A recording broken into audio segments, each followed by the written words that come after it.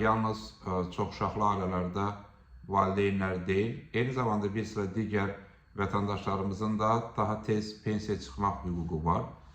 Belə ki, əmək pensiyaları haqqında qanuna əsasən güzəştli şərtlərlə pensiya hüququ olan vətəndaşlarımızın siyahısı müəyyənləşib.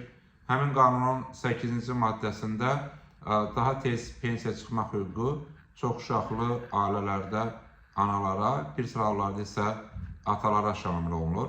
Nəzərə alsaq ki, mövcud qanunvericiliyə əsasən 5 və daha çox uşağı olan ailələr çoxuşaqlı ailələr hesab olunur.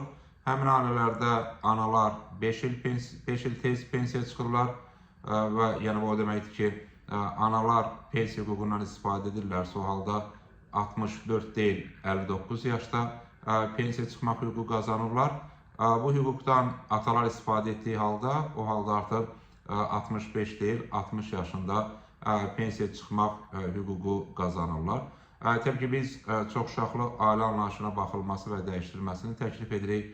Bu istiqamətdə komitə müzakirələrində də təkliflərimiz təqdim olunub. Eyni zamanda